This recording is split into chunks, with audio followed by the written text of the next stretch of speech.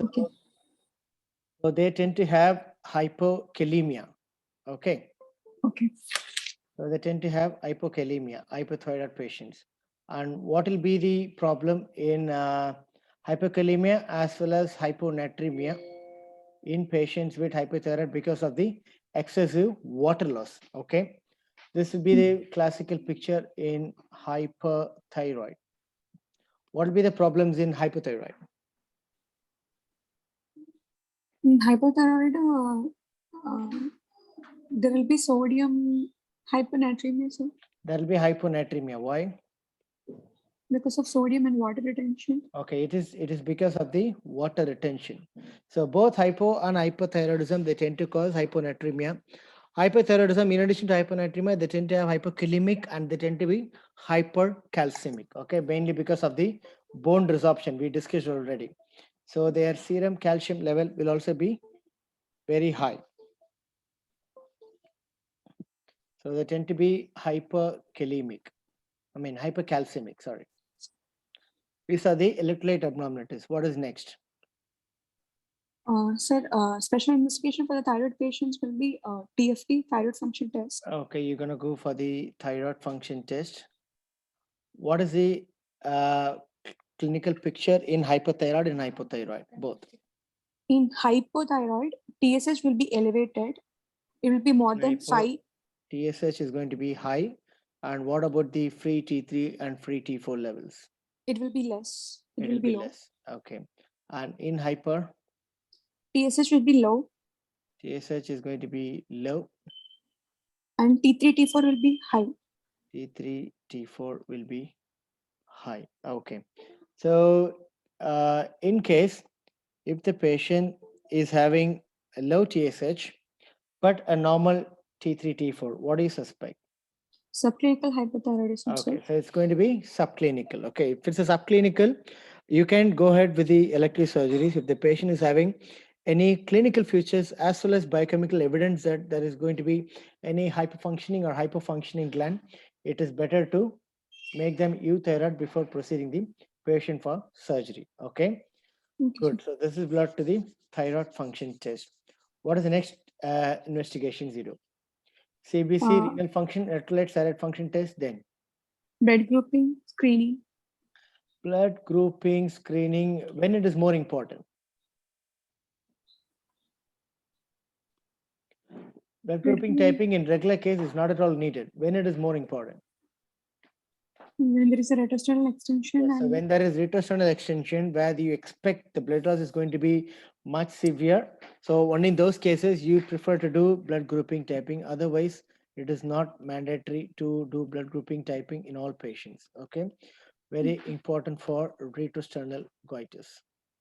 Sir, in malignant swellings also, is it? In malignant swellings, generally, particularly when you're operating on a follicular carcinoma is more prone for having high vascularity. Whereas rest of the malignancies, it doesn't matter much. Probably in case if there is a lymph node dissection, like when the surgery is going to be extensive beyond just removing the thyroid gland alone, at that point, blood grouping typing becomes more important. Okay, so it's based upon your clinical decision. How extensive is a surgery? How good is your surgeon expertise? So all these factors will decide whether to do cross matching or not, or whether to reserve adequate bloods before the procedure. Okay, good. And what is next? so RBS, random blood sugar. Okay, blood sugar. Perfect. Blood sugar you do. Then ECG, sir. ECG. Okay. Then Indirect laryngoscopy indirect laryngoscopy for what purpose? to rule out any, for medical legal purposes, to rule out any vocal cord involvement or So reclinary to check for the neurological involvement. Okay, particularly vocal cord, like if there is any recurrent involvement, that is mainly for medical legal purpose. Okay, so just to document in the preoperative period that the patient is having an already a nerve injury. So when you document that, you can have a comparison in the postoperative period for the medical legal purpose. Right. Then any investigations more specific for thyroid? X-ray, X-ray neck, sir. X-ray neck. AP Lateral- and lateral view. lateral view. What is the purpose of doing this investigation?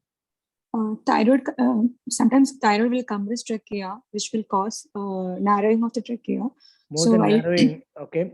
Thyroid compression deviation. occurring, narrowing is less frequent than the deviation. Okay, so that is Okay. more important to rule out the Tracheal deviation. tracheal deviation and to rule out the tracheal compression. Okay, then what else? More focal investigations. CT scan, CT neck. if retostem, Okay, CT neck if there is a retrosternal goiter. extension. What is the purpose of doing CT neck? Mm.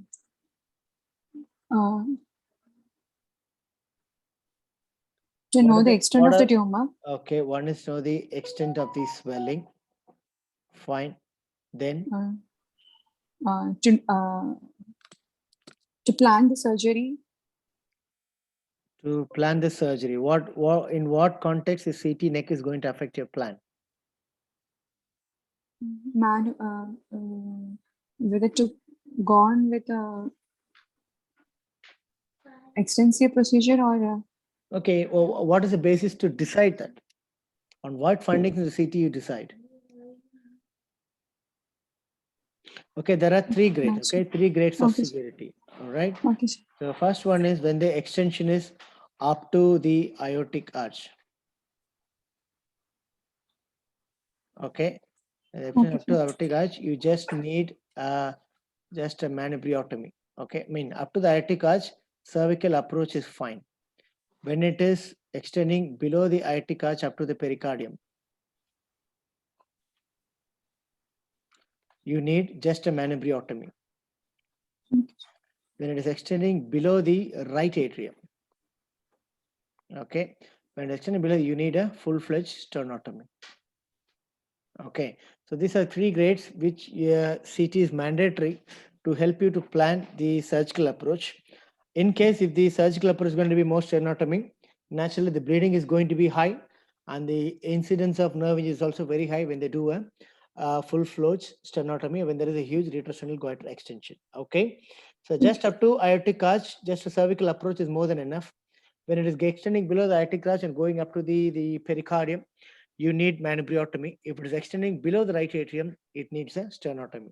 So that is how the CT neck is helping to plan the surgical approach and eventually need some more anesthetic preparation depending upon the surgical need. Okay, then CT, you can see the extent, you can plan, then. So for retrosternal extension, we can do folial loops. Still some more thing in CT neck. What are the things? Tracheal narrowing, sir. Yeah, you can Tracheal. document the tracheal narrowing. You can calculate the tracheal diameter. That is more important. All right. So, for example, this patient is goiter, right, which is moving in deglutition. And if you see the tracheal diameter and the patient is having retrosternal extension, if the tracheal diameter is 6 mm, is it significant? Yes, sir. Because internal diameter will be corresponding to the diameter of the trachea. Okay, so that's 6 mm tracheal compression is there. That is the narrowest part. So what size tube will you use? 6 size 2. Less than 6 size 2. Less than 6. I am telling I'll use 7.5 or 8 size tube. Can you contradict me?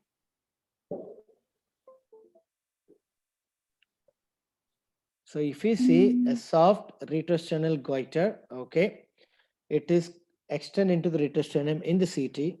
There is a tracheal compression, there is a tracheal deviation, and the tracheal diameter you mentioned is 6 millimeter. What size tube will we use? You said 6 or less. I am telling 7.5. Who is correct? If it's flexometallic tube, we can use. You think flexometallic tube will compress to 6 millimeter when you put it into the trachea? No. No, sir. Does anyone want to challenge this statement? I want to put a 7.5 tube. Will I be right or just putting less than 6 is always the best? So when can we lift up the swelling with some instrument and then? Okay, not necessary. You can't lift it, right? You need not lift it. Can you pass a 7.5 size tube in it? After giving muscle relaxant, will the diameter? Muscle, okay, trachea and muscle relaxant doesn't make a huge difference. Internal diameter of tube. Okay, let's internal diameter of 7.5 size tube is going to be 7.5, right? Yes, sir. So the narrowest diameter you mentioned in the CT 6 mm. I said I can use 7 or 7.5. Is it possible or not? So the tube may be above the level of compression. What is the point in putting a 7.5 above the level of compression? There's no use at all, right?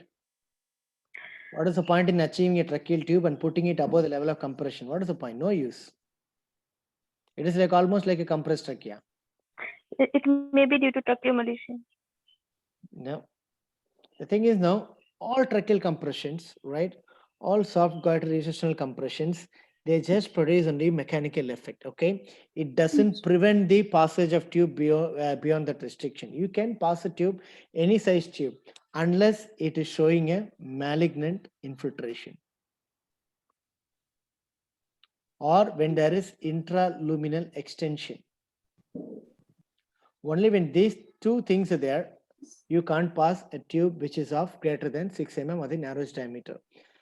When it is a soft goiter, when it is a retorsional goiter, when it is a diffuse swelling, whatever the tracheal diameter is, you can pass a tube through the constriction because it is just a mechanical effect which can be overcome by putting a tube, right? It's like a plastic, okay? It's a plastic being compressed. You put a tube, you're going to dilate the plastic, right? That is going to push the goiter forward, okay? So just because the tracheal diameter is less than 5 mm in the CT doesn't mean that you should put only less than tube of 6 mm or less, okay? You can use a bigger size tube, okay? Okay, so it is just a mechanical effect, okay? And it is not a pure anatomical obstruction. It is a functional obstruction. Just remember that. You get anatomical obstruction only when there is a malignant infiltration or when there is intraluminal extension or when there is a true tracheal stenosis. True tracheal stenosis is rare, okay? It is just softening and the compression because of the gravity, okay? Okay. So in quite a large number of studies, in retrospective studies, though the tracheal diameter is even for 4 or 5 mm tracheal narrowing, they have used 8.5 tube. It passes comfortably without any issues. You got the point? It is Yes, sir. just a functional obstruction. It is not an anatomical obstruction. That's a major difference you have to understand. Okay.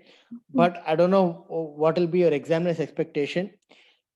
If it is willing to accept a narrow, smaller tube, you tell that statement. If he's asking, can you push a bigger size tube? You can tell it is yes. Okay. Okay, sir. So just read the mindset of examiner and you can modify your answer according to that. So you have done X-ray neck, you have done indirect laryngoscopy, you have done thyroid function test, you have done a CT neck. Any other investigations left in thyroid? Flow volume loop. You said flow volume loops. Okay. Yes, sir. Okay, so in flow volume loop, I think it is not done in recent years after the usage of CT for quite long, right? So flow volume loop is rarely practiced nowadays. Okay, so what type of pattern you expect in a flow volume loop in patient with thyroid swelling? In patients with retosternal extension, there will be a variable intrathoracic flow volume loop. There will In be which- variable intrathoracic flow volume loop. Okay, if the patient is not having intrathoracic extension, Fix the loop. okay, can you have fixed obstruction in patients with thyroid? Yes. If Okay, so you got 4 different types of patterns, right? So you got a flow volume loop, so which has got an inspiration pattern like this, and then expiration comes like this and goes like this, right? So this is Yes, sir. inspiration and this is expiration. So what happens when there is only extrathoracic? There is no any intrathoracic extension. What will be the flow pattern? Which is more affected? Inspiratory. inspiration is More affected, affected or sir. expiration is Inspiration. more affected? See, in extrathoracic compression, inspiration is more affected, sir. Expiration is more normal. flattened, expiration is normal. This is what you mean, right? Yes, sir. And why?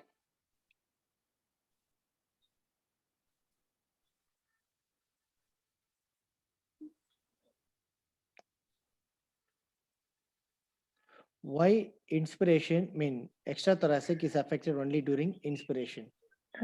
During expiration, there is a less resistance. And that's the question is why? That is the question.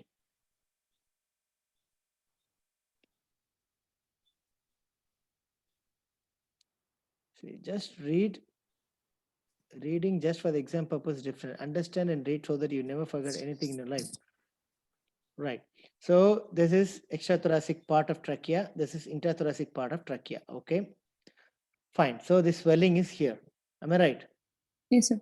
Okay. So what happens normally? Okay, leave about the thyroid swelling. What will be the tracheal diameter when it is during inspiration? What will be the diameters of the bronchus during inspiration?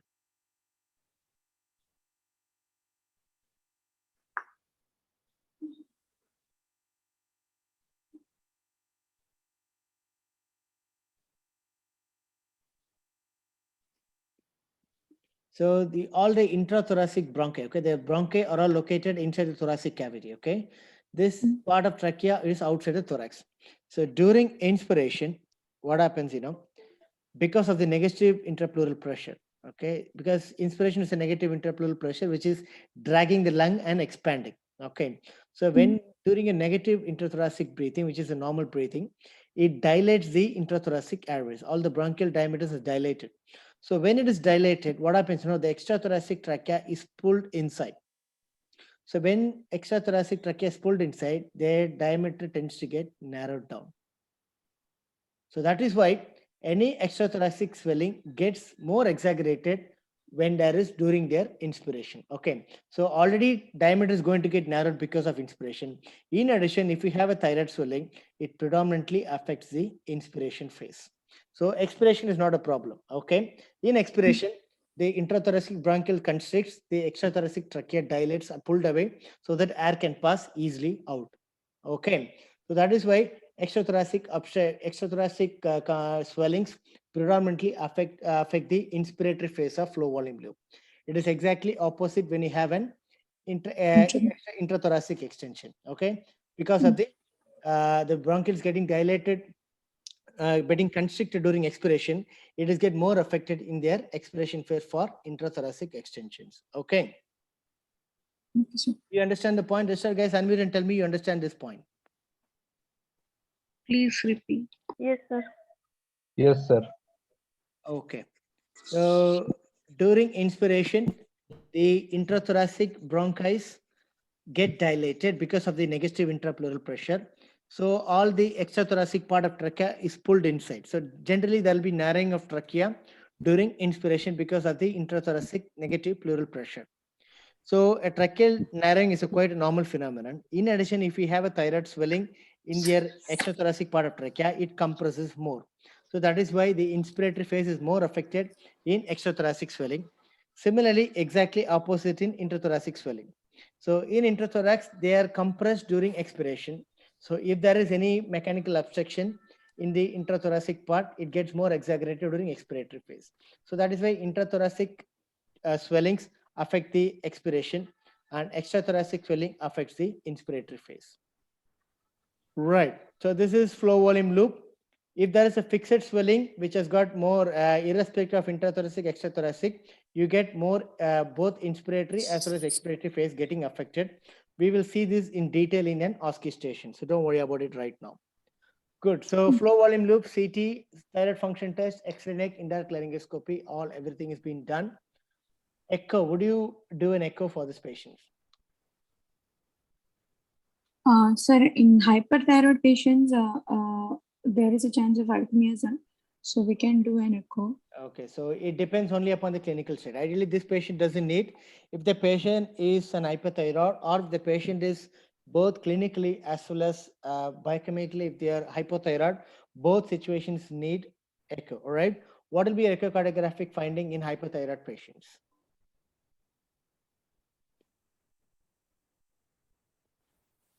In hyper, what do you expect? And in hypo, what do you expect? In hyperthyroidism, there will be LVH, Okay, ischemic changes. because sympathetic nervous system, so you can have an expect. LVH, you can have regional wall motion abnormalities, right? And you can have LV failure, okay, congestive failure yes, sir. signs, right? What happens in hypothyroid?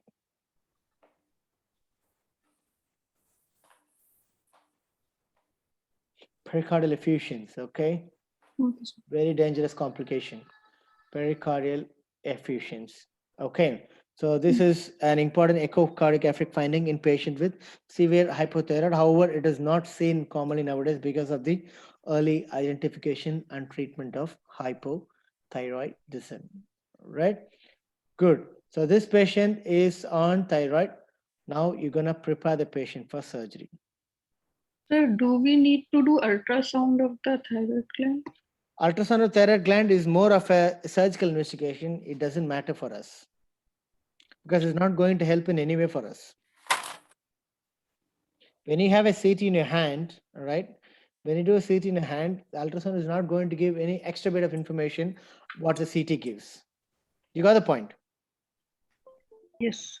Okay. So it's not a mandatory investigation for all patients. Good. So you have prepared everything. Everything is fine. Okay. Now, in your blood investigations, if you get an thyroid function test, okay, and the report is TSH was found to be very, very low. T3 and T4 are elevated. What would you do now? Is it possible to have this type of investigation or this type of finding in your thyroid function test in this patient? Yes, sir. Overcorrection of thyroxine can cause Yes, okay. hypothyroidism. This is exogenous thyroxine induced hypothyroidism is also one possibility. So you have to make sure the patient is hypothyroid or hypothyroid. Okay. So if the patient is having hypothyroid features in thyroid function test, what would you do? We should reduce the thyroxine levels. Okay, you should stop giving exogenous thyroid. Okay, and serially you have to repeat the thyroid function test after how long?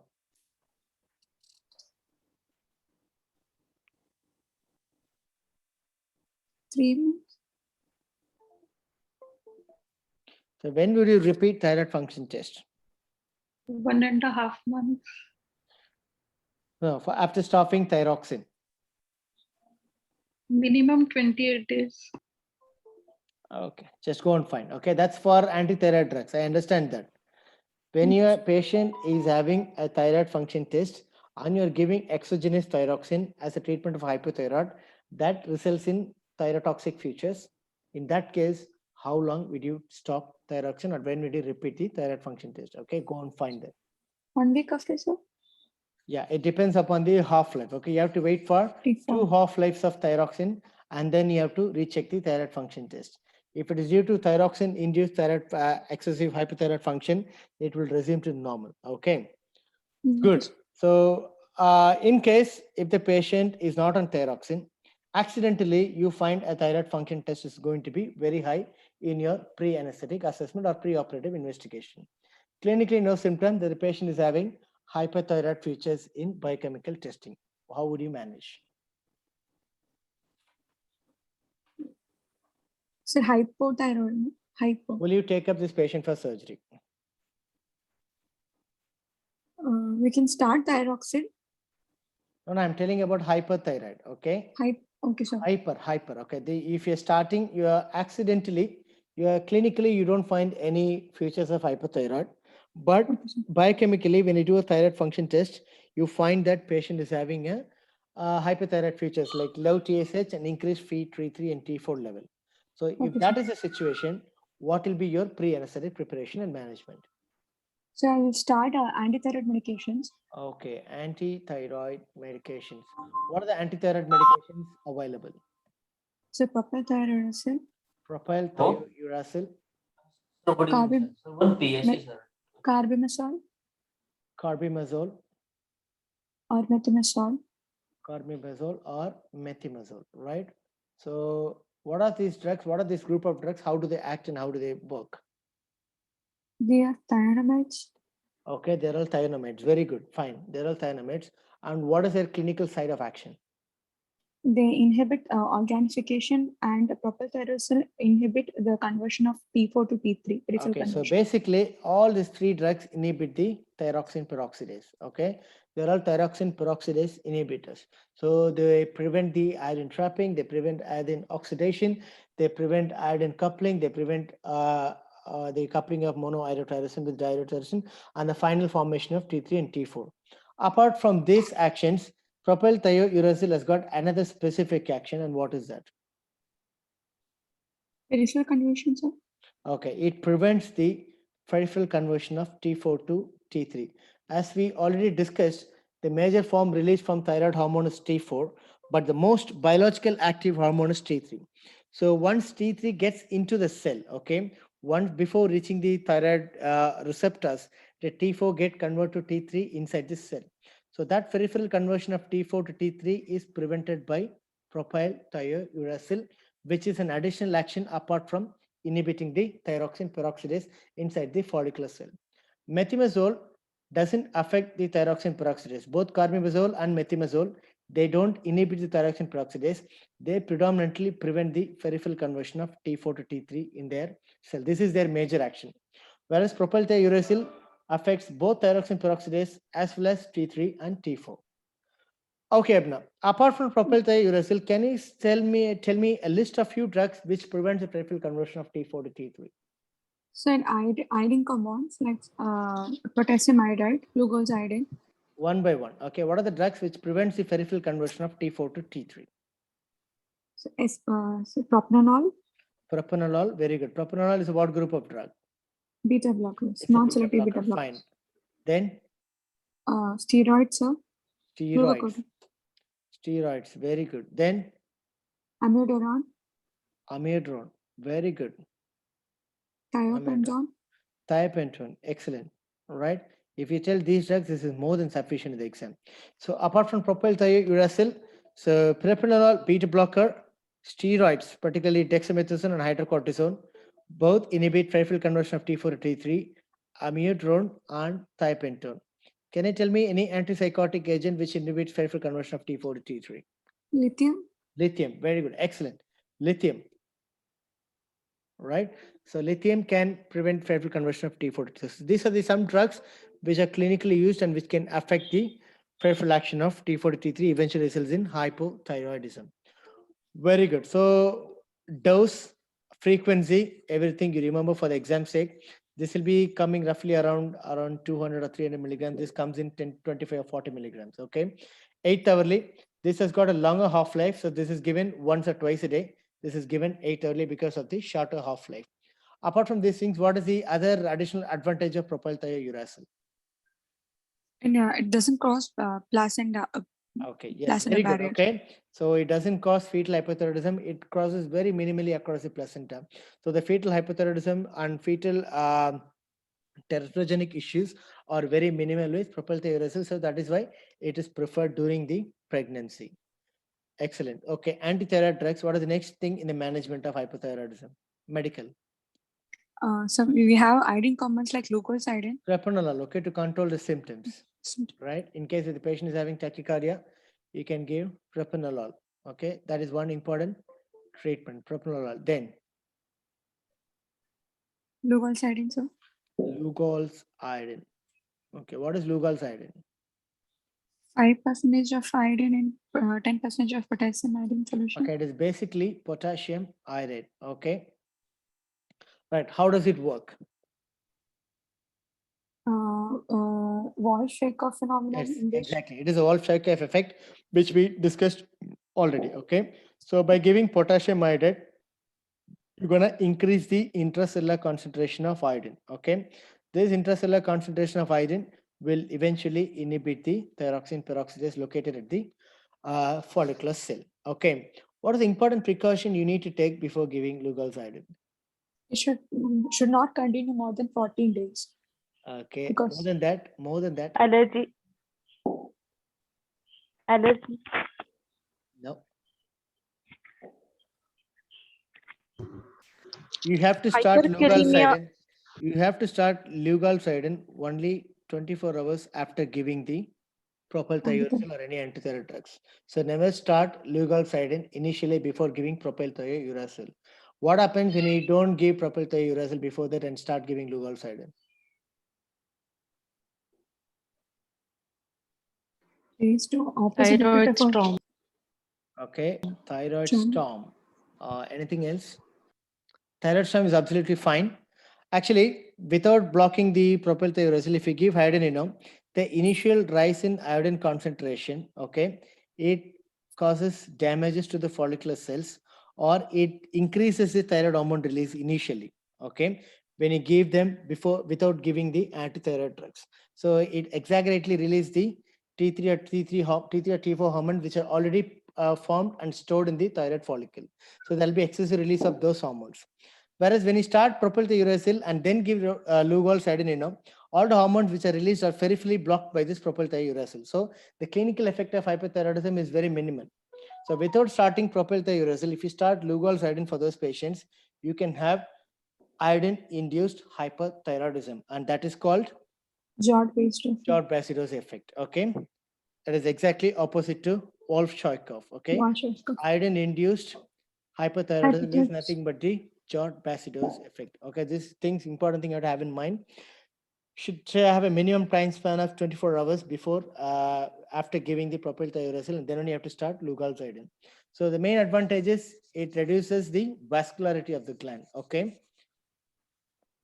Propranolol, it reduces the vascularity so that the intraoperative bleeding is going to be very less. So that is how the potassium iodide or the leukocytin is going to work. And lastly, other treatment is going to be radioactive iodine. And it is again the same by the Wolff-Chaikoff effect, which we discussed already. Right. So when you start an antithyroid drugs, how long you wait for the patient to become euthyroid? So at least 6 to 8 weeks should Yeah, be waited. why there is 6 to 8 weeks time frame?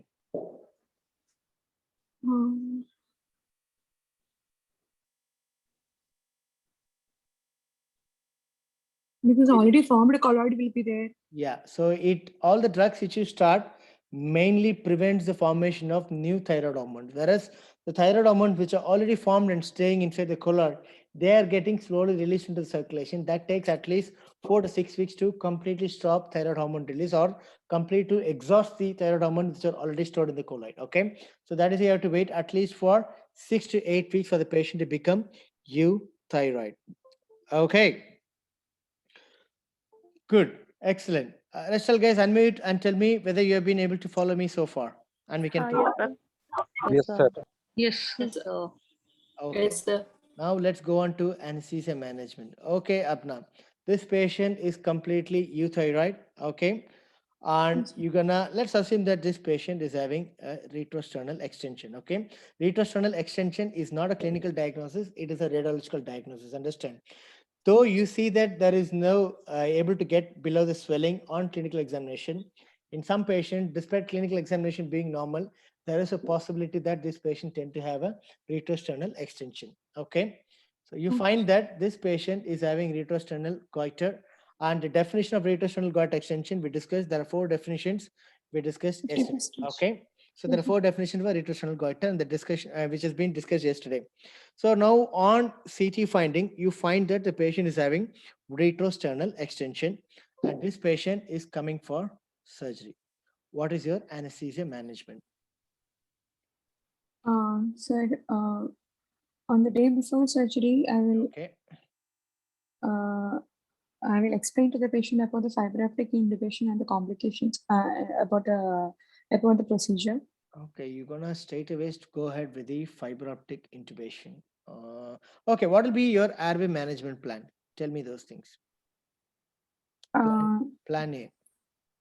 Sir, plan A, general anesthesia with controlled ventilation with a flexometallic tube. So I'm asking about airway management.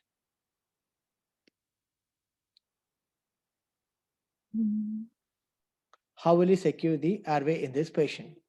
That's what I'm Fiber asking. optic intubation. So your plan is fiber optic intubation as plan A. Okay, then plan B.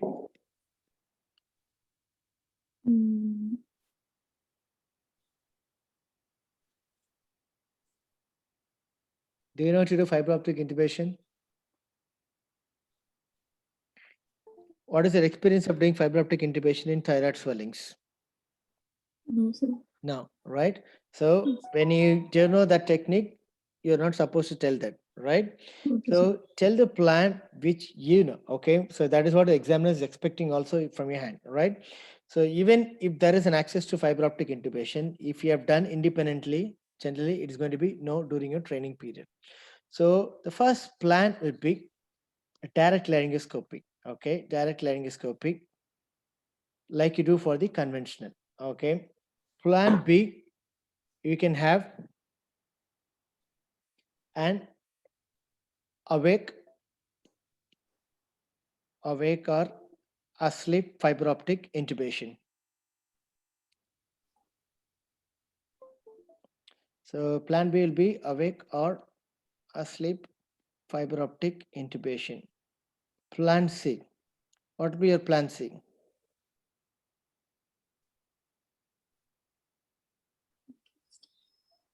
What are the possible ways to intubate these patients?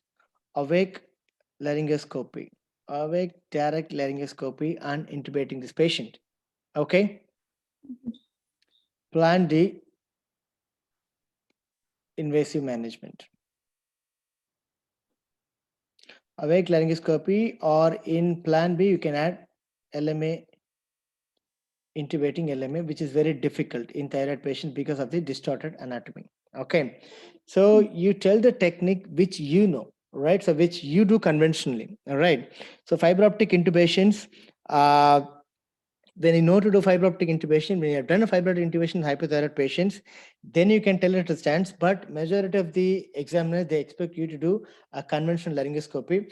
There are certain indications for fiber optic intubation. So just because a retrosternal extension doesn't mean that you have to do a fiber optic intubation straight away, okay? Because you don't have an access, all right? Okay, You sir. don't have access to fiber optic intubation in all the setups. So your plan A would be a conventional laryngoscopy. Okay. So how will you prepare the theater for doing an thyroidectomy for this patient? What are the theater preparation? Sir, difficult area card should be ready. Okay, you have to prepare the difficult airway card. What are the things to be included in the difficult airway card? On about the card, fiber optic scope will be there. Okay, you're going to get fiber optic intubation scope ready. Then when Insect you're telling a card. difficult airway card, no, start from simple things. Okay, very, very basic things you have to tell. What are the things which are needed for basic things? Okay, all Okay, size sir. airway, Okay, sir. airways, mask, different size mask. Six Okay, months. then all LMS. size LMAs, right? Different Yes, sir. size ET tubes, different laryngoscopes, video laryngoscope. Okay, Mm. video laryngoscopes. Then UG. fiber optic intubation, or sorry, the bougies, chemoelastic bougies. Then fiber optic intubation kit. Lastly, rigid bronchoscope. And the surgeon standby. Okay. Okay, sir. So tell all these things when it comes to airway preparation chart. Okay, your airway trial has to got different size airways, all the mass, different size LMAs, ET tubes of higher size and smaller size, video laryngoscope, conventional laryngoscope or different blades, fiber optic intubation kit, rigid bronchoscope, and a surgeon standby. Okay, so these are the things you have to be get ready in your airway trolley, right? So all these things are ready. Patient is waiting in the pre-operative room, adequately pre-medicated, everything is done. Now you're going to start anesthetize the patient. Patient is lying in the operating table. Proceed. So after connecting the monitors, there is some standard monitors. Connect the monitors. What are the monitors you attach? So ECG, NIBP, SpO2. So ECG, NIBP, SpA2, then Then I'll start pre-oxidating the patient. So is this 3 monitors is sufficient? neuromuscular monitoring. Neuromuscular temperature- monitoring should be there.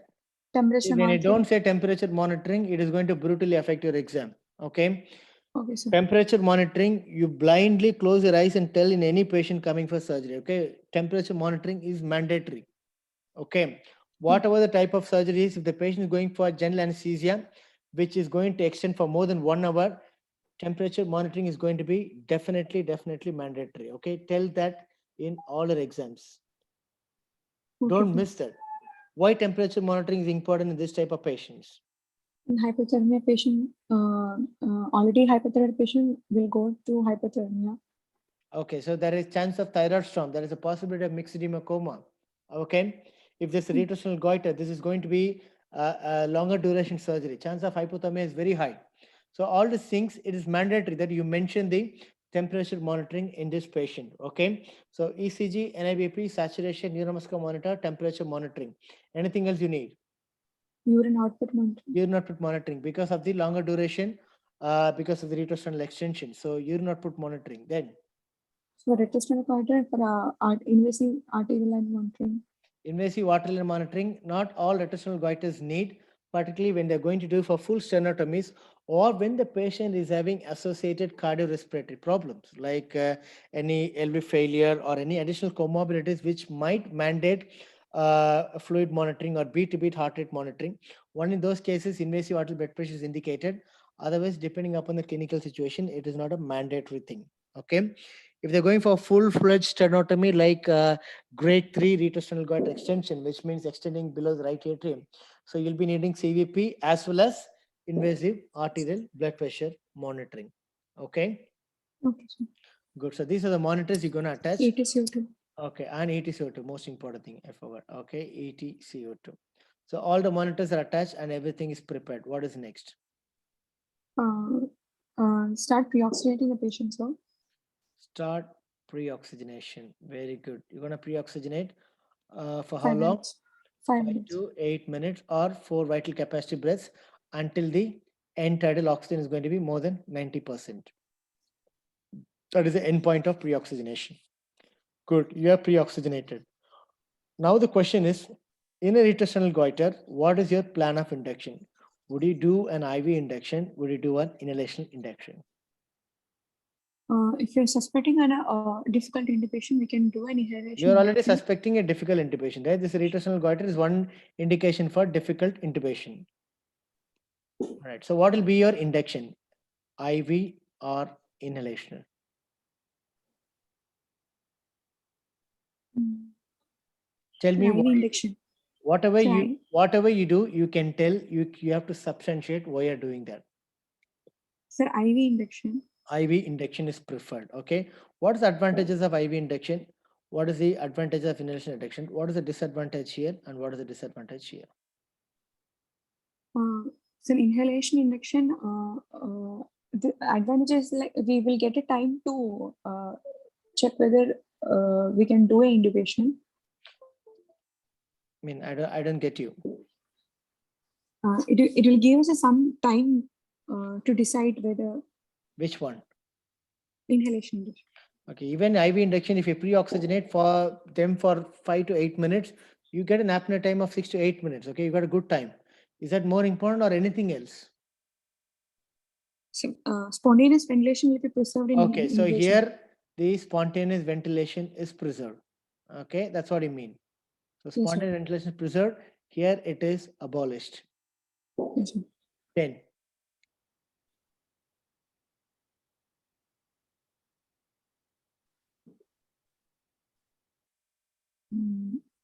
In IV induction, disadvantage is that due to the compression of the tumor, you tell me one by one. Okay, you want to start with IV or inhalation? So tell me IV alone, what is the advantage or disadvantage? sir, IV, sir. Hmm. Disadvantage is that there is sudden loss of consciousness, so high chance of airway obstruction will be there. Okay, so this patient goes for apnea. That's what it's a abolition of spontaneous ventilation. They go for apnea. Then Total obstruction, airway obstruction will be there, sir. so it can result in complete loss of airway.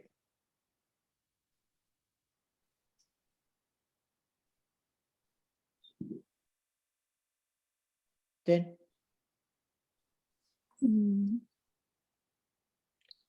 Tell about the advantages of IV induction.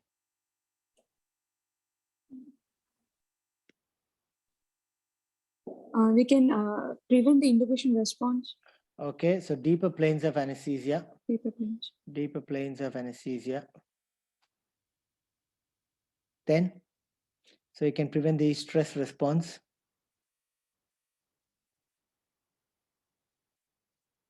See, this is where airway management is the main focus and induction is the main focus. Examiners will concentrate how you're going to be a safe anesthetist or not. So deeper planes of anesthesia, you can avoid the stress response. Yes, sir. Anything else? Faster. Yes. Faster induction. It is going to be rapid induction and rapid general anesthesia. Inhalation anesthesia is going to take a longer time for the patient to sleep. Okay. Yes, sir. Okay. Now tell me what are the advantages and disadvantages of inhalation. Advantages, one you told, spontaneous ventilation is preserved. Then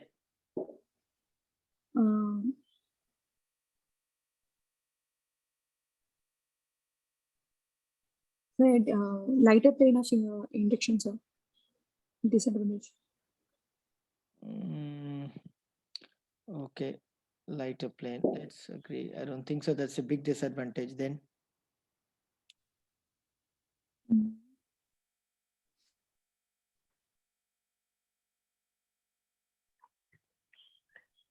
This is what comes. Easily reversible. So when you're taking inhalation, when you're taking an IV, you have to gather 2-3 points for advantage of this one and disadvantage of this one. Then only you can substantiate why you're going to do this. Okay. Here it takes longer time to induce a patient. Longer time to induce a patient. Okay. Similarly, longer time to wake up the patient. Okay. Secondly, there is a risk of apnea still there. Of course, it is much lesser. The apnea is there when you have an uncontrolled inhalation agents. You don't have a control over inhalation agents. So what happens, a partial obstruction can become complete obstruction, right? So when the narrowing is, when the patient is going for deep inhalation anesthesia, they're going to lose their tone. So the partial obstruction becomes complete obstruction. So what is the problem of becoming a complete obstruction? Then we have to do tracheostomy. What is the problem? Leave about the tracheostomy later.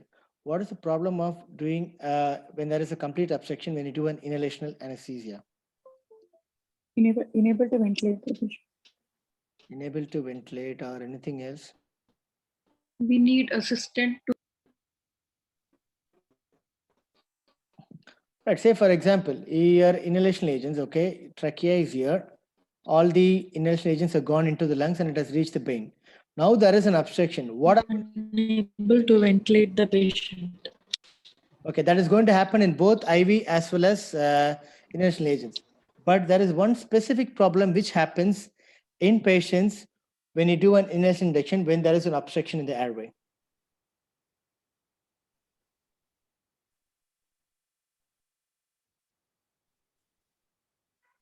Abhay, able to hear me? Do you understand my question? Yes, sir. Cardiovascular collapse, bradycardia. No. The problem is now when the obstruction is severe, so whatever the inhalation agent which has gone into the lung cannot come out, right? Yes, sir. So they have a longer period of apnea. Okay, the longer period of respiratory depression, the partial obstruction becomes complete obstruction. Whereas in IV agents, because of the redistribution, the chances of waking up from anesthetic agents is very much better and faster.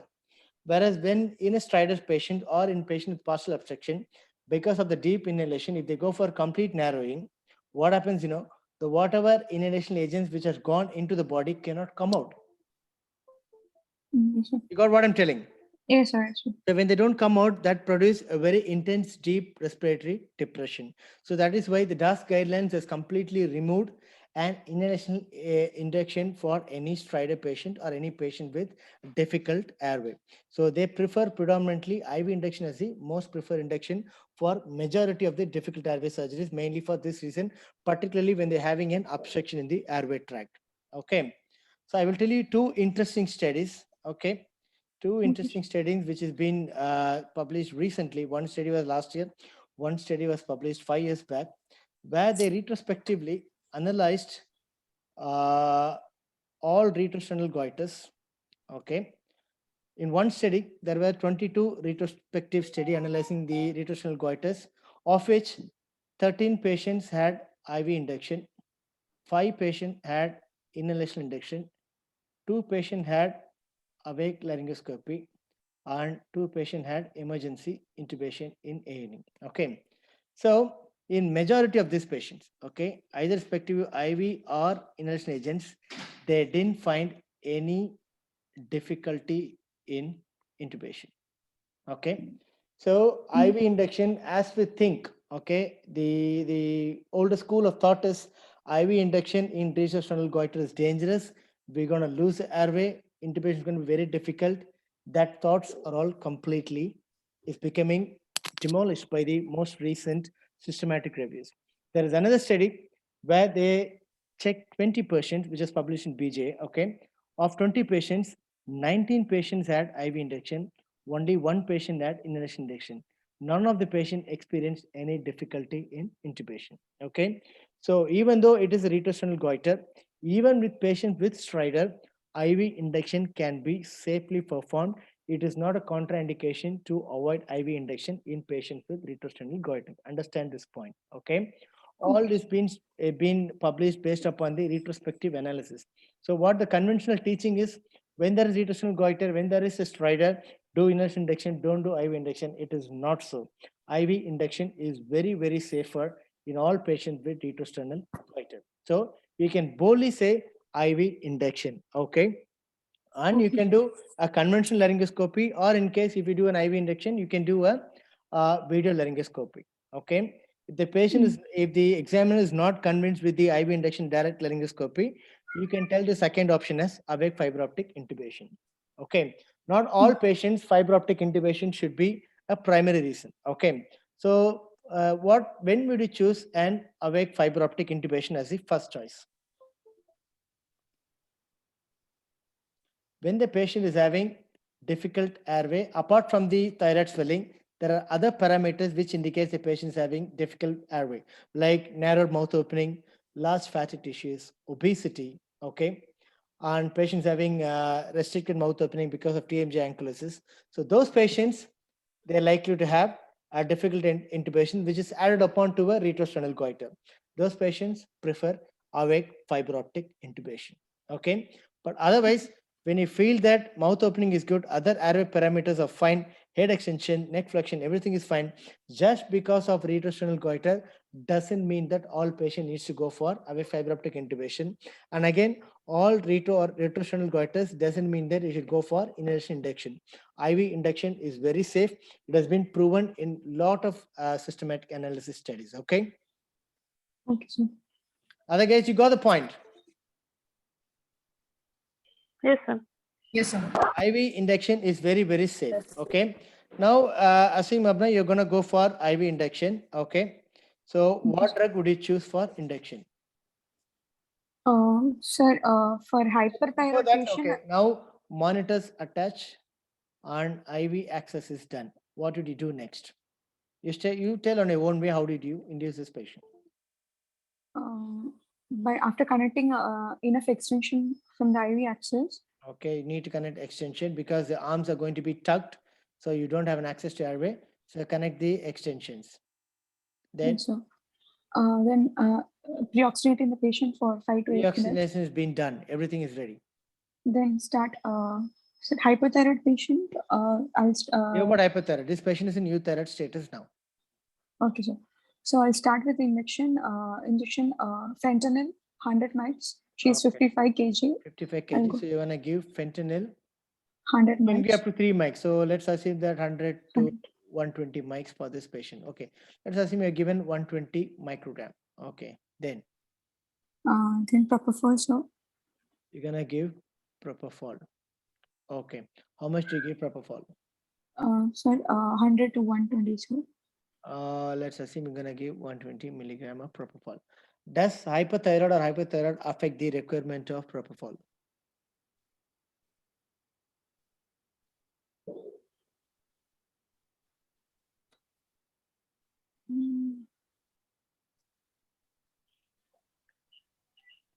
Hepatic enzyme activity will be decreased in hypothyroid, but she's clinically used Question thyroid. is, does the dose of propofol is affected by hyper or hypothyroid? No. No, sir. No, sir. All right. Less dose in hypothyroid. Okay. So in hypothyroid, you might need a larger dose, okay, because of hypodynamic circulation. So you might need a larger dose when you're inducing a patient hypothyroid station. In hypothyroid, the dose requirement of fentanyl and propofol comes down, okay. Only the MAC value doesn't get affected. Understand, everyone? Only the MAC value of inhalation agents is not affected, whereas the dose of induction agents and opioids are affected in hyperthyroid and hypothyroid. Okay, many are telling that there is no. It is only the MAC which has been static. Okay. Okay, sir. So when there is hypothyroid, the need of propofol dose might be higher. Hypothyroid, the dose of propofol and fentanyl tends to come down. Okay. Okay, sir. Good. So you have given 120 milligram of propofol. Then what do you do? Sir, after Okay. can Now the give patient has gone for deep. Patient has gone for apnea. Then we can check laryngoscope. Do you check laryngoscope? want to check laryngoscopy? Why? Is that you do normally? No, sir. What do you do after giving propofol? Rocuronium, sir. Before that, Rocuronium, sir. this is a difficult intubation, right? This is a difficult intubation scenario. Before that, Able to ventilate the patient? yes, okay. So check the mask ventilation. That is more important. See, I'm asking what you do inside the OT. This is what you do, right? Yes, Tell sir. what you do inside the OT. So check whether able to ventilate comfortably. That is the most important thing next after giving the propofol. Make the patient deep, give fentanyl, give propofol, check the mask ventilation. If it is sufficient, give muscle relaxant. When mask ventilation is not good, or when you're not happy with the mask ventilation, never ever give any muscle relaxant to the patient. Okay, take home message. Irrespective of whether there is a stridor, irrespective of whether there is a retrosternal extension, when you feel this patient is likely to have a difficult intubation, don't give any muscle relaxation unless you are happy with the mask ventilation in this type of patients. Okay. Okay, sir. Okay, now you have checked mask ventilation is fine. So what do you do next? So muscle relaxant rocuronium 50 mg. Okay, so there are situations where you're not allowed to use muscle relaxant. What are those situations? Surgeon doesn't want muscle relaxant for one specific reason. To check the recurrent damage or not. How do you check the recurrent angel now? Electromyography. NIM-EMG tubes. When the patient, when the surgeon is using neuromonitoring tube, okay, neuromonitoring tubes has become a routine one in majority of the centers. In my hospital, I'm using neuromonitoring tube. In those conditions, the surgeon will never allow you to do muscle relaxant. Okay. In those stages, what is your alternative choices?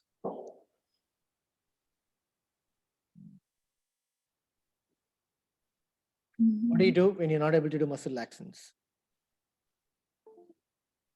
Liprocaine. In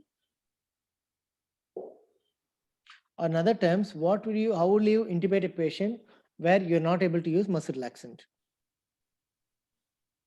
Fibroptic. No. Lignocaine spray, so Lignocaine spray. The patient is not deep at all. If you put a scope, he'll bite. larger doses of 5 agents. So Okay, so you can use total intravenous anesthesia. Okay. Tiva is an alternative option where you cannot use a muscle relaxant. Okay.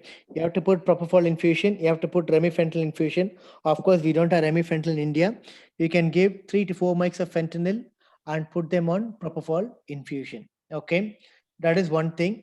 And parallelly, you can start inhalational agents and try to achieve 1 MAC at least before putting the laryngoscopy. Okay. So Tiva on one side, give volatile induction, mask ventilate, and try to get the MAC of 1 before getting the conventional laryngoscopy. If that is not there, you can use succinylcholine. Not all hospitals are equipped with Tiva pumps. In that case, you can use succinylcholine 50 milligram because it's a short acting. By the time you secure the tip and give it to the surgeon, it will be completely out of the muscle relaxant. Okay. So when you are forced to use a neuromuscular tube or neural monitoring tube, this is an alternative option. Okay. TIVA, inhalation agents, 3 to 4 mg of fentanyl. Try to ventilate the patient until you get a MAC of 1 and then do a laryngoscopy and intubate. If there is no TIVA, keep 3 to 4 mg of fentanyl, start conventional propofol infusion, and then you can give 50 to 100 milligram of succinylcholine and then tube the patient. Okay. Yes, sir. But before giving any relaxant, make sure you're able to ventilate the patient. Never ever miss this. Okay, sir. Okay, good. Okay, sir. So now you're ventilated. This center hasn't got a neuromonitoring tube, so they're going to do a conventional surgery. You're checking the ventilation. The muscle relaxant is ventilation is very good, and you're given the muscle relaxant. What muscle relaxant you give? Rocuronium. Rocuronium. Okay, you want to give Rocuronium. how much dose? 50 mg. 50 mg. 50 milligrams of rocuronium you give, and how long you wait? 90 seconds, sir. You're gonna wait for 90 seconds, right? So then what you do? You're gonna put a scope. Yes, sir. Okay. So what size tube you choose for this patient? So 7.5 flexometallic tube. I'll choose, sir. 7.5 flexometallic tube. Why do you want to choose flexometallic tube? So the compression can cause kinking of the tube. So to avoid that, I will use a So one is flexometallic it tube. avoids kinking. Okay, you don't have an airway access. The surgeon can lean on the tracheal tube, so that can cause compression. So to avoid compression, you can use flexometallic tubes. Okay, that's the main advantage of using flexometallic tubes. Fine. So we've intubated, you have secured, and how will you maintain the? I mean, before intubation, what are other important thing you do?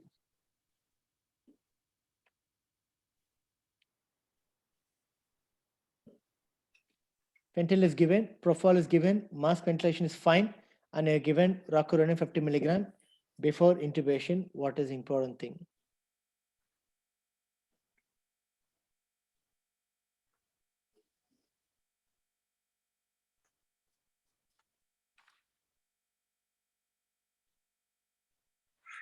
You blend the intubation responses, right? Intubation is, yes, sir. Yes, sir. You blend the intubation responses. Intubation What are the different options of blunting the intubation responses in this patient? Sir, IV lignocaine, sir. IV lidocaine. Okay, then IV esmolol, sir. intravenous esmolol. What is the dose of esmolol? So 0.5 mg per kg. Okay, 0.25 to 0.5 milligrams per kg. Very good. Then IV magnesium sulfate, sir. IV magnesium sulfate. How much you give? 50 mg per kg. 50 milligrams per kg. Okay. So how does the magnesium sulfate work? It's a calcium antagonist. Okay. It inhibits the release of calcium from the neurotransmitters. It releases the calcium. I don't understand. It's a calcium antagonist. Okay. How does it work in intubation response?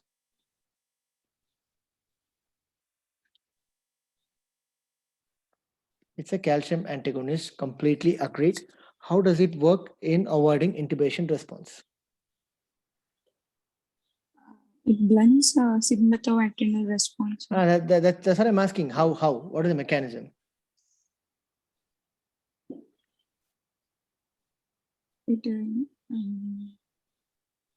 It prevents the release of sympathetic hormones.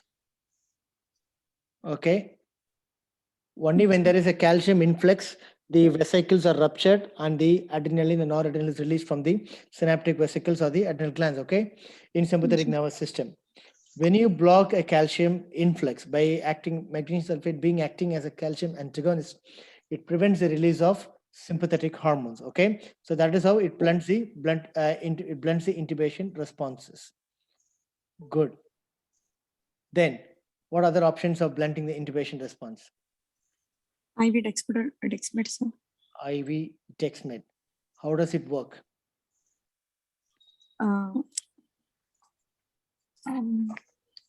Presynaptic release is inhibited. So presynaptic release of what? Catecholamines. Catecholamines. How does it work?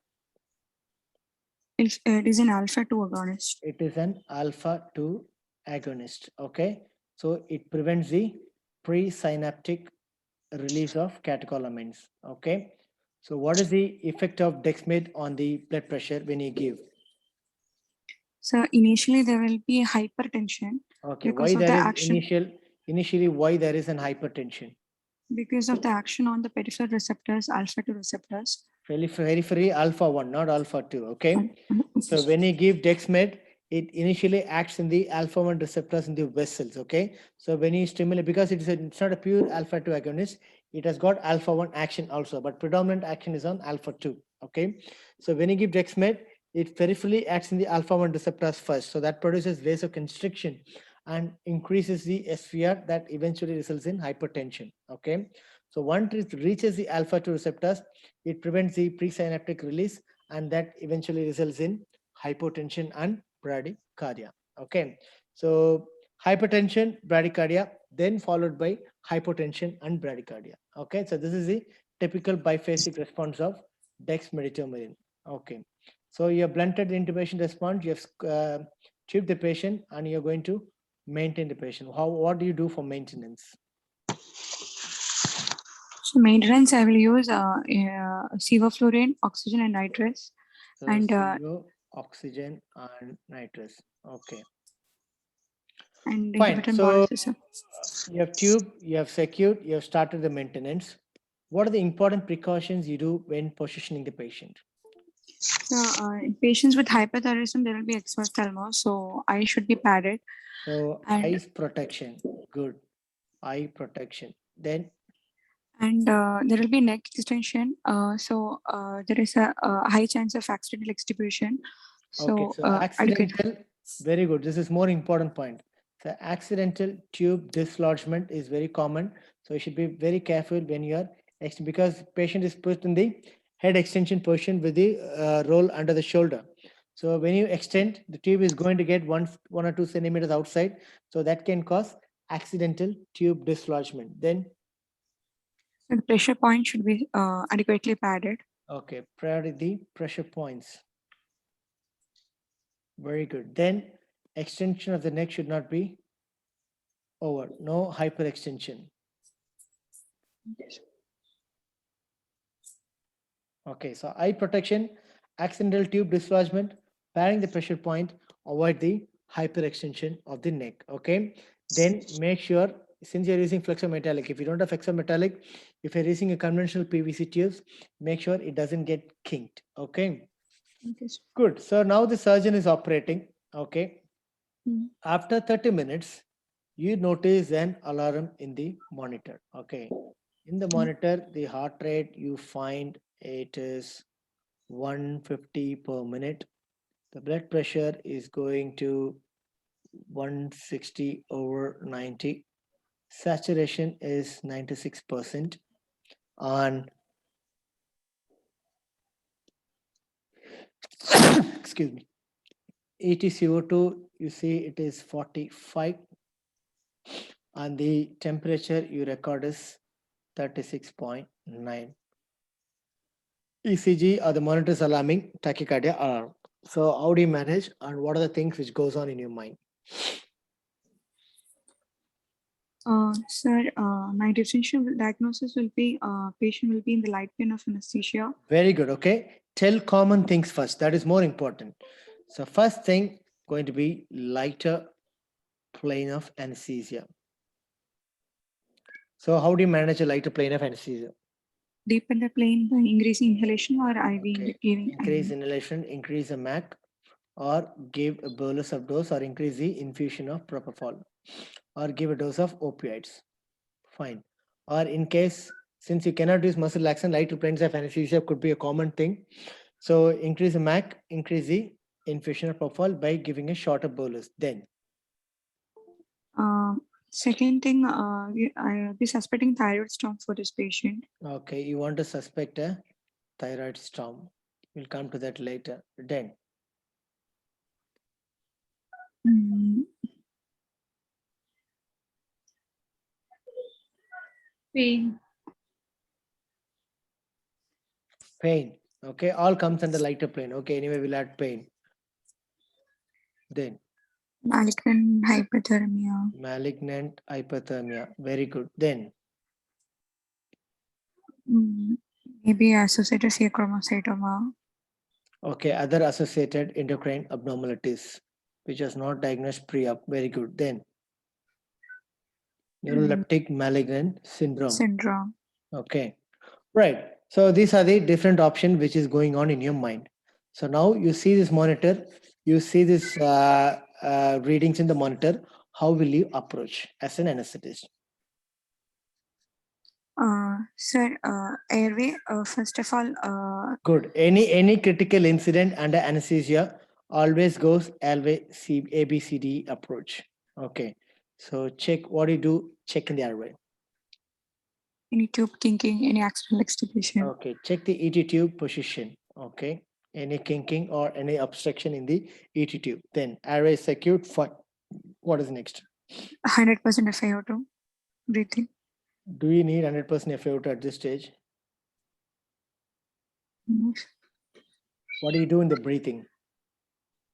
Bilaterally equal. Okay. Check the tube position.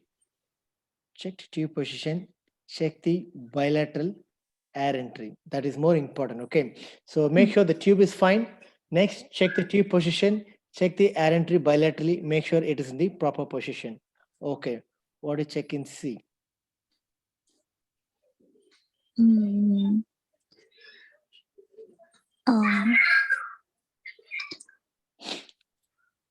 Repeat PP. Sorry. So you're going to check the heart rate and blood pressure, which is there already. Check the capillary refilling. Capillary refilling time. Okay, there might be any unusual bleeding. Okay, any uncontrolled bleeding or unsealed bleeding, particularly when you're operating on retrosternal goiters. There can be accidental vessel damages are very common. So that can result in tachycardia, hypovolemia. So initially when there's hypovolemia, you get tachycardia, BP goes up as a part of sympathetic response. And eventually when you don't control the blood pressure or when you don't have replace the volume which is being lost, they go for tachycardia and hypotension. Okay. Good. That Yes, is what you're going to check the surgical field. All right. Yes, Check sir. the capillary refilling time. Check the heart rate. Check the blood pressure. Fine. What do you do in the D? Temperature. Good. Check the temperature, which you have already done. This is 36.9 degree. What do you check in the E?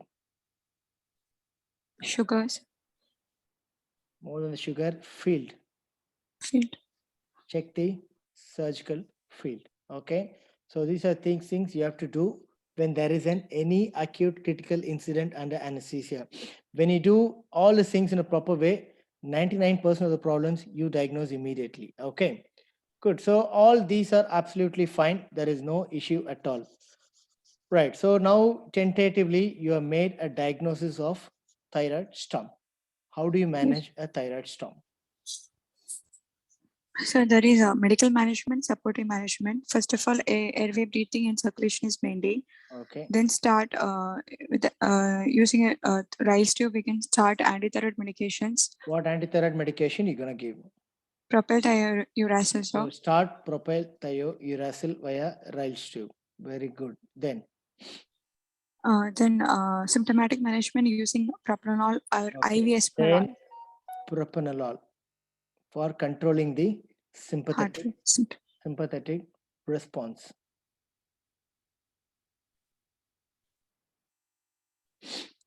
Then IV cool fluids. okay, antipyretics. And Cool the patients, give some antipyretics, external cooling. Then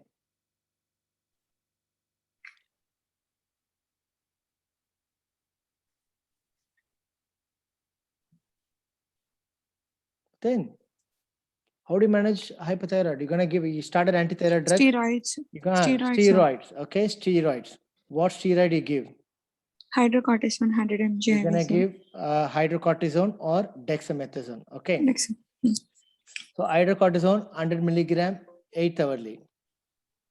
So hydrocortisone 100 milligram 8 hourly or dexamethasone 2 milligram 8 hourly.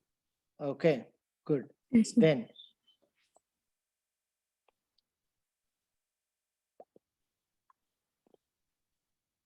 fluids. You have to replace a lot of fluids, plenty of fluids. Because they're hypothermic, they're losing quite a lot of water, isn't it? So volume replacement, okay? Plenty of fluids, propylthiouracil, propranolol, antipyretics, steroids, and lastly, Plasmapheresis. sorry, plasmapheresis. Mhm. I don't understand. No. Potassium iodide, okay? Lugolcidine. Yes. Right. So these are the things, are the main strategy in the management of thyroid storm. 6 P's. Remember the remaining 6 P's, okay? Propylthiouracil, propranolol, antipyretics, steroids. I've given prednisolone, but actually we give hydrocortisone and dexamethasone. Plenty of fluids, volume replacement, potassium iodide. So this is how you manage hypothyroid or thyroid storm. What are the factors which trigger the thyroid storm?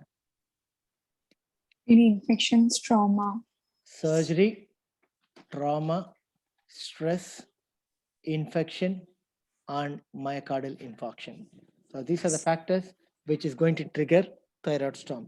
So even after the thyroid removal, you can have thyroid storm up to 48 hours post-operatively. Okay. So up to 48 hours post-operative period, you could still have thyroid storm getting precipitated. Okay. Okay, sir. Good. Excellent. Now let's move on to pain management. How do you manage pain in a patient coming for thyroidectomy?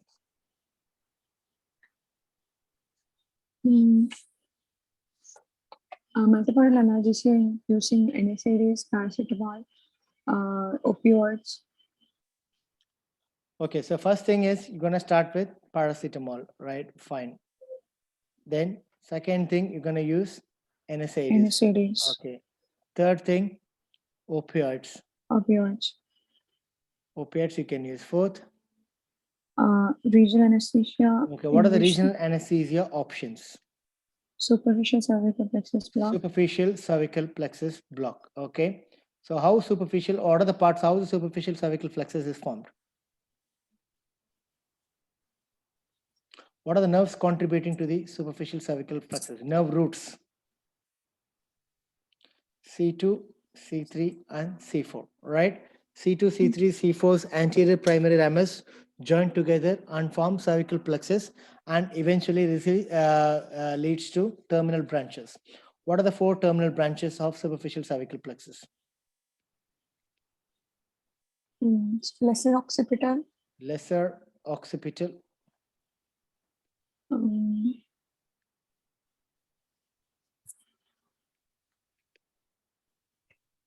Greater auricular. don't no, Abna, you have to remember these nerves, no other choice. Okay, okay, sir. lesser occipital, greater auricular, transverse cervical, transverse cervical, supraclavicular.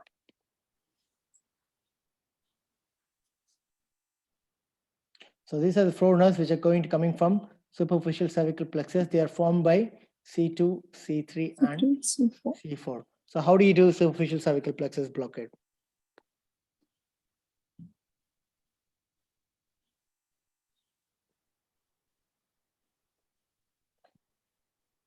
Abna, can you hear me? Yes, sir. How do you do superficial cervical plexus blockade? Mm,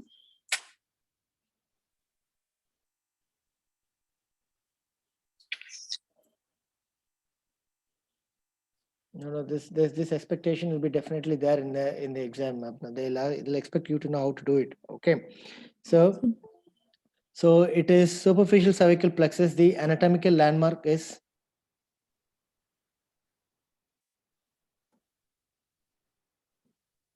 right.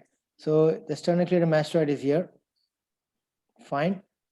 At the midpoint of sternocleidomastoid, connecting mastoid process and the clavicular head. So you have to entire length of the sternocleidomastoid, find the midpoint. So just behind the posterior border of sternocleidomastoid, at the midpoint connecting between mastoid process and the clavicle, you're gonna give infiltration of local anesthetic, a fan-shaped infiltration. The superficial cervical plexus nerve roots are located between investing layer of deep cervical fascia and prevertebral fascia. It is not a subcutaneous. It is actually become subcutaneous behind the posterior border, but their actual location is between investing layer of deep cervical fascia and the prevertebral fascia. So between these two layers, the superficial cervical plexus are located. Here they come out and they distribute. So transverse cervical nerve will distribute in the center of the neck. Supraclavicular nerves will distribute in the anterolateral part. Greater auricular will come in front of the auricle. Lesser occipital will supply behind the auricle. The lesser. So this is the nerve supply of the anterolateral part of the neck. Okay. So dose at least 10 to 15 ml of 0.5% or 0.25% or whatever local anesthetic which we use. Okay. Okay. Good. So now surgeon is operating. You need to ask an important information from the surgeon during the procedure. What is the important thing you ask? To palpate the trachea. Good. So ask him to palpate the trachea and see the consistency. Okay. Tracheomalacia is rarest of a rare complication. It is not at all seen in the modern day thyroid surgeries. Okay. It is very, very rarest of a rare possibilities. Even with retrosternal goiters of more than 10 years, tracheomalacia is only a clinical entity. I mean, very rare reports of tracheomalacia come nowadays. Okay. So anyway, as a part of completion, you can ask the tracheal surgeon to palpate the trachea and see the consistency of the tracheal wall. Okay, is it soft or not? Okay, how do you check tracheomalacia before extubation?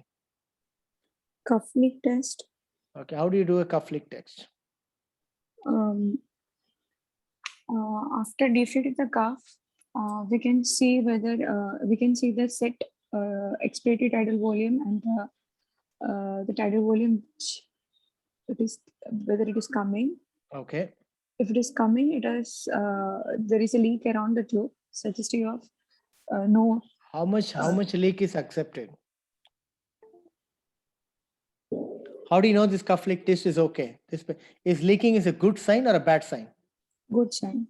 Okay. So if there is a leak, means the tracheal wall is intact. Okay. Mm. So if trachea is like this, okay, after deflating the cuff, the trachea ET tube is like this. So only when there is no tracheomalacia, the trachea will not come and fall on the tube. There won't be any leak.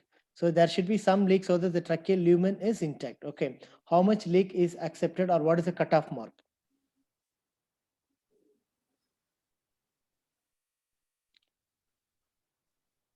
So patient should leak more than 110 ml of the total tidal volume.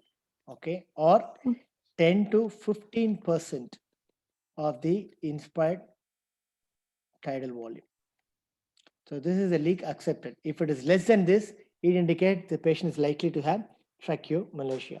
More than 110 ml or 10 to 15% of the tidal volume has been leaking. If the leak is less than 110 ml or if it is leaking less than 10% of the inspired tidal volume, there is likely chance that this patient is likely to go for tracheomalacia. Okay. Okay. Right. So next, what are the other important intraoperative surgical complications which is more concerning for anesthetist? So bleeding. Bleeding, very important. So bleeding is an important concern, but majority of thyroid surgeries, they go very comfortably unless there is a big, huge sternotomy. Fine. Tracheomalacia, we spoke. Bleeding, then Laryngeal edema. laryngeal edema. Very good.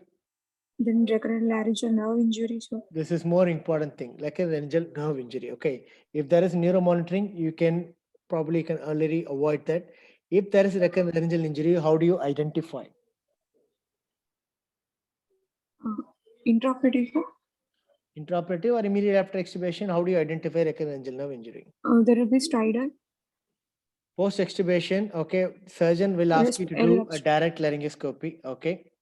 That You there can do a direct laryngoscopy and check, or you can do a video laryngoscopy, or you can secure an LMA and then look into the fiber optic vocal cord movement.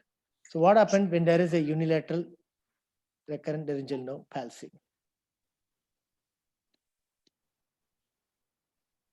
So the affected vocal cord will be in the cadaveric position, and the Okay, opposite in the cadaveric position. Opposite will be normal. Okay. normal. So what is the clinical problem the patient will exhibit? There will be hoarseness of voice and Okay, hoarseness of voice is there. Will there be a breathing difficulty? no, sir. Okay, so there won't be any breathing difficulty in unilateral palsy. So the patient tend to have hoarseness of Hoarseness voice. of voice. Hoarseness of voice. What happens when there is bilateral recurrent nerve injury? Both vocal cords will be in the cadaveric position, Okay, and they'll there be in will the be midline position or the cadaveric position, so that can result in severe. airway obstruction. Stridor, Okay, so what is the treatment? Emergency tracheostomy. tracheostomy. There is no way. Okay, nerves are intact. There is no edema, no tracheomalacia. Patient is still having stridor. What is the possibility? Hypercalcemia. Good. Hypercalcemia due Okay. to Very good. Hypercalcemia. Excellent. So hypercalcemia generally doesn't develop immediately in the postoperative period. It takes 24 to 48 hours.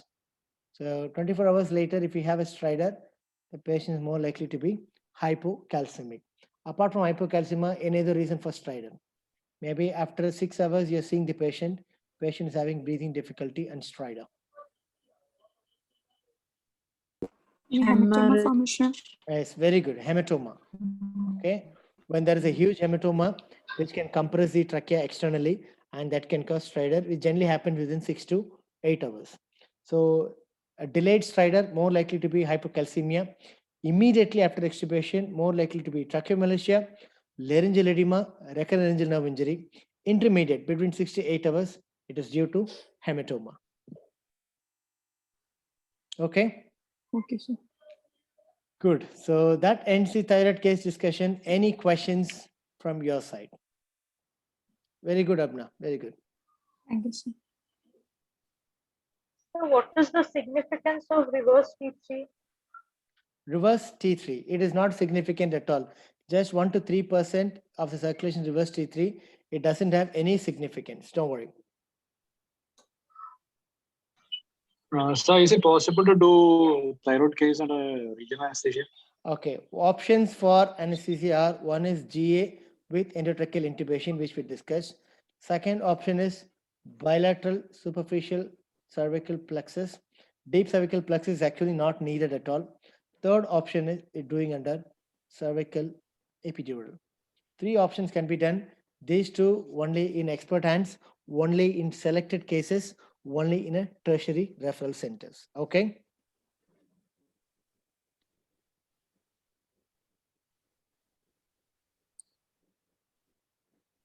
Sir, in airway management for plan A, we can do direct laryngoscopy or video laryngoscopy. Okay, you can do DL scopy direct, or you can do video laryngoscopy, right?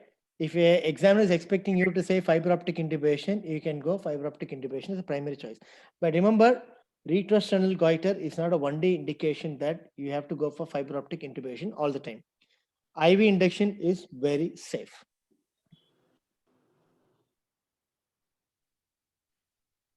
Sir, is there any role of rigid bronchoscopy? Rigid bronchoscopy has got a vital role when the patient is having a huge retrosternal compression, where after induction, when the patient has lost tone, where there is a complete tracheal compression, which means you are finding difficulty in ventilation.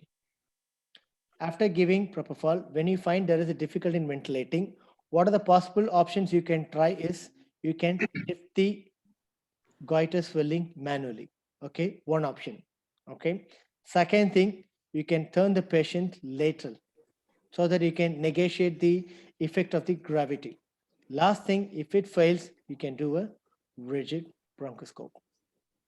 Sir, do we need to say that standby ECMO or ECMO is the last one. Okay, that's, as I said, the plan D is an invasive option like emergency tracheostomy.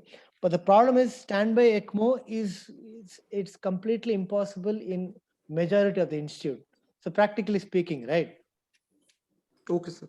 Yeah. So of course it is included. I mean, theoretically, it has been said that when you're operating a huge retrosternal goiter, particularly when you're involving the cardiothoracic surgeons, that option is also included in many textbooks. Mentioned that you can have a ECMO standby before proceeding for induction. Of course, yes.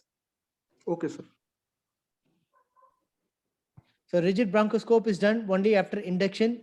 no ventilation, lift the goiter, no use, turn the patient lateral, no use.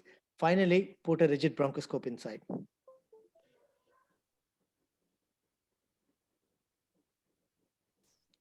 Any question there?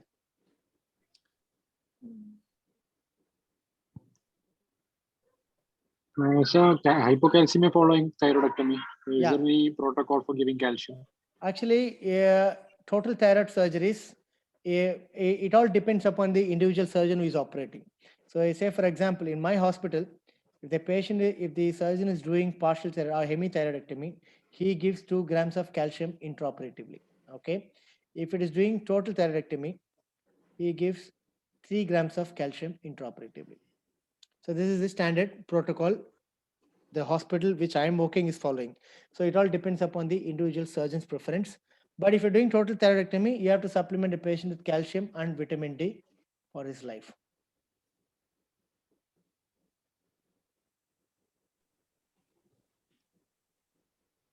Sir, can you elaborate about the management of myxedema intraoperative? Management of myxedema intraoperatively is nothing but, right? So option 1, fluid resuscitation. Okay, give him fluids. Next thing is they'll be very hypotensive, so use vasopressors to maintain the blood pressure. Third thing, IV thyroxine replacement.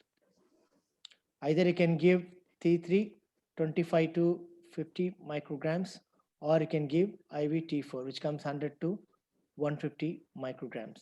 Okay. Additionally, this patient also needs steroids and warming the patient, external warming. Steroids, warming, IV thyroxine replacement, vasopressors, and fluid resuscitation. Ideal vasopressor of choice will be milrinone, because all the dopamine or the sympathetic receptors will depend upon the beta adrenergic receptors to work. Here in hypothyroid patients, long-standing hypothyroid, there will be down regulation of beta receptors. So ideal drug of choice for vasopressors preferred is milrinone, which is a phosphodiesterase inhibitor.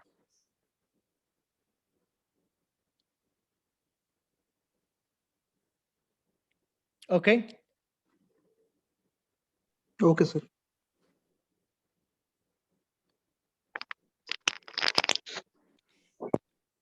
All right, guys. So with this, we have completed the case discussions for liver. No one volunteered. So don't worry. I'll incorporate liver case in one of the OSCE stations. Thank you very much for your complete following up for nearly 3 months with me. Thank you very, very much. Thank you, sir. Thank you, sir. Thank you, sir. Thank you, sir. Thank you, sir. Thank you, sir. So next thing, do you want to discuss the ECGs on exam focus of you, or do you want to learn ECG? Tell me very clearly. Exam. Okay, you want to make it more exam focused, right? Right. What date can we have ECG class discussion? Is it okay on coming Friday?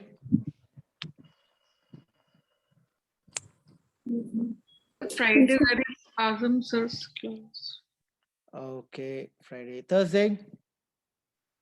Yes, Thursdays. Till now, no news of any class on Thursday. So, Thursday, is it fine to have an ECG class? Don't worry, if you understand the ECG class, you need not go to any ECG class. You will identify any rhythms. Yes, sir. Okay, sir. Okay, so we'll reorganize and gather together on Thursday, okay? Okay. Okay, sir. Thank you very much, guys. Thank you very Thank you, much. sir. Sir, please re-upload the classes, previous Yes. classes. Yeah, sure. Thank you, sir. Thank you, sir. Thank you, sir. Thank you, sir.